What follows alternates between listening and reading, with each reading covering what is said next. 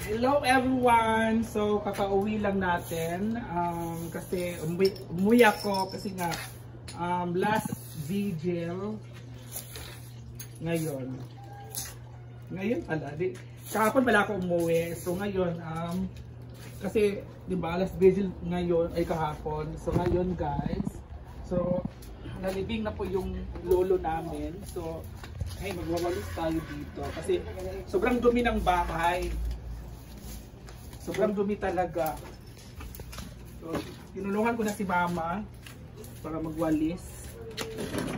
At alam niyo mga moms, so isa din sa rason na umuwi ako kasi nag-chat sa akin si Yaya Hana na samahan ko daw siya sa bahay nila. Kasi maghahakot daw siya ng mga gamit. Maghahakot daw siya ng mga gamit niya doon. Kasi nga daw, nasira nga daw yung ano niya, nasira daw yung bahay niya sa uwan, nabagyong uwan. So ngayon sasamahan natin si Yaya Hana kasi para din makita din natin kung ano na yung resulta ng kanyang bahay at para makita na din natin kung ano na yung hitsura ng kanyang bahay na pinatayo ni Ma'am Ayapana. So makikita natin yan mamaya guys ha, kasi sasamahan ko si Yaya Hana, maligo muna ako. Tapos kung magwalis, maglinis, magligo muna ako. So dito tayo mga ma'am, ito pala yung pinadikit kong mga wallpaper. Alam niyo guys, tatlo po ang naano dito ha, na gastos. So sa tatlong nagastos dito, so para sa akin, maganda naman siya, pero hindi nga lang siya pantay. Kasi dito kasi nilalagyan na lang siya ng dinidikitan na lang siya ng mga ganito kasi nga para makita na pantay, pero hindi naman talaga siya pantay. Pero okay din naman, at syempre gusto ko na pasalamatan si Mama Edith. Mama Edith, thank you so much sa ano niya, sa wallpaper niya. Siya po yung nagbigay niya, nag-sponsor niyan. So dapat kasi ang request na ma-edit ay dyan na po talaga sa gilid ng TV natin. Oo. Yung TV natin ay 45 inches po yan.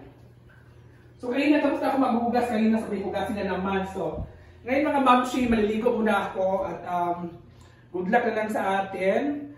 At mamaya ay nakikita natin yung bahay ni Yaya Hana kung ano nang itsura. Kasi nga, sasamahan ko siya kasi takot daw siya doon sa kanyang stepfather. So, syempre, sabi niya, samahan mo ako doon kasi hindi ko kaya pumunta doon. Pero gusto ko makita yung bahay ko kasi nasira na daw. Gusto daw niyang kunin yung mga gamit. Tingnan natin mamaya guys, ano ang maganda na gagawin namin mamaya ni Yaya Hana kasi mapapasama nga daw siya. Nagpaano daw siya ng mga tanod kasi baka daw anong mangyari doon sa kanya kasi di ba hindi sila okay ng kanyang stepfather, so baka lakagon siya sa sundang or atsa, so malay nato. So dyan lang muna tayo mga mamsi, maglinis muna tayo kasi di ba gulo. Na ano na po yan, nawalisan na po yan, konti, maganda o konti, pero madumi pa talaga siya at si mama ay magmama. So thank you guys and God bless, bye! So ayan na guys. At syempre mga mamsi, may inutang akong rice cooker na bago. Ito yung rice cooker na bago guys, kakarating lang po. Kasi yung rice cooker kasi namin ay sira na siya. So ngayon, bumili ako ng isa. Abri sa gabi. So babuksan muna natin guys. Kasi yung kasi namin ay sira na. So kailangan nating bumili ng bago. So igawasa. So ito ilalabas muna natin. So malaki pala siya guys. Malaki. Lagay taksan at luwag. Kompleto na pala to package. Wire. Ilabas na. Same lang pala sa sa rice cooker namin. 'Di ba?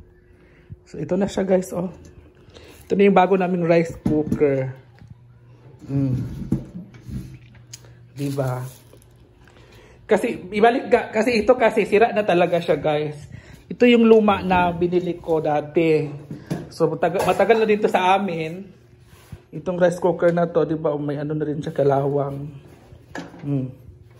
So kailangan na rin siyang palitan. 'Di ba?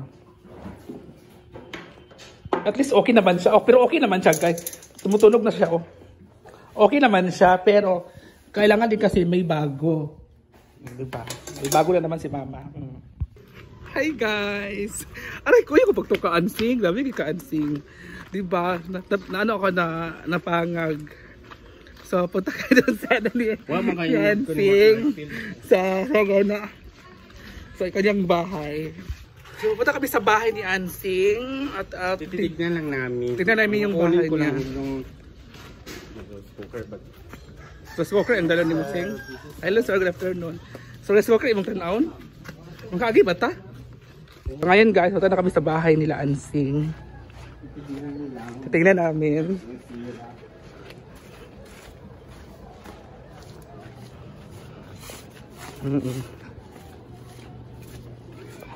Musing, basit. Ano ba to? Kita. Tadaan kami dito guys. Oh. Putik talaga. Guba?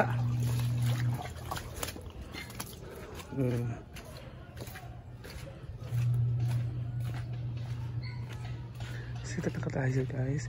Sa bahay ni Yaya Hana. Naguba, Sing? Ito pala yung bahay ni Yaya Hana.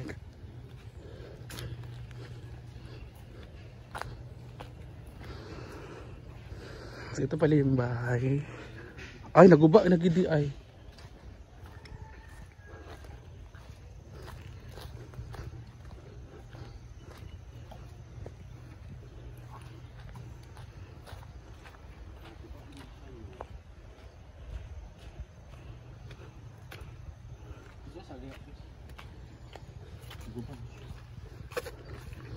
Naguba, nagidi ay.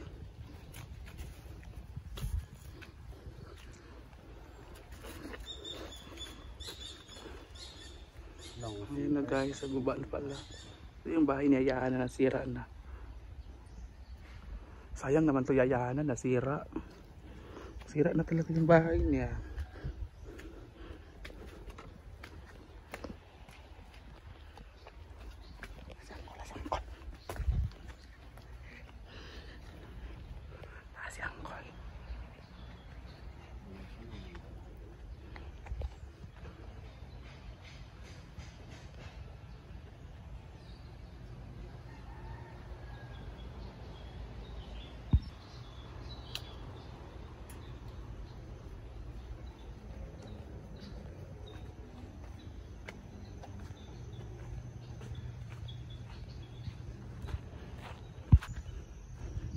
Pati dito nasira na din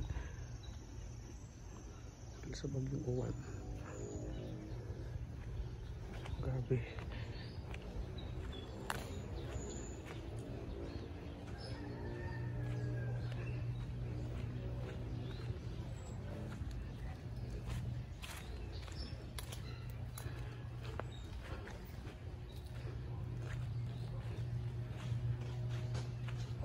So ayan guys, nakita naman natin, bumalik na kami agad kasi baka ano kami ni Ansing.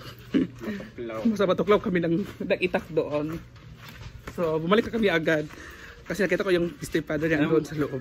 So ano? Takot din si Uyong. Takot ako baka. Ay, yung butang tumugod ko. So ano pakiramdam na nakita mo yung bahay mo na nasira na? Ha?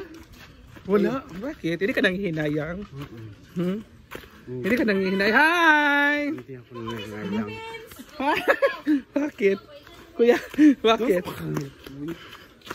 Bakit, Sing? Hindi, kasi hindi ako nanghihinayang kasi bakit hindi ka nanghihinayang? Sa tagal-tagal na hindi ako bumalik doon kasi ilang taon ka na ba hindi bumalik doon?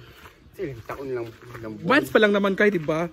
So alam nyo na, nanghihinayang ako sa bahay mo kasi kagaya ngayon, actual na nakita ngayon na nasira talaga yung bahay mo. Kasi tapos ang nakatira doon, pinabayaan nila. Tapos yung tindahan mo ay na-wash out na din. Wala na din yung tindahan mo.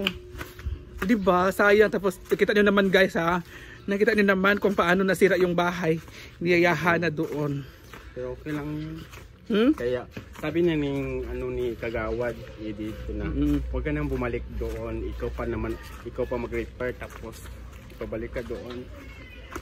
Wala man. Nagulat talaga ako Sing sa nakita ko ngayon nasira-sira. Guba na yung CR, Guba na yung CR, guba na yung kwarto mo. So yung mga gamit mo, yung glass mo, sira na din. Uy, Ginoo ko. Saan yung glass doon?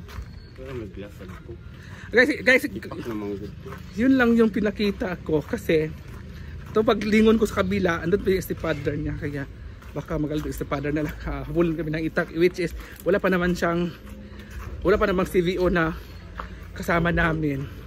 Grabe naman, sobrang nasad ako talaga. Oo. Sing, sobrang nasad ako Sing. Nakakalungkot.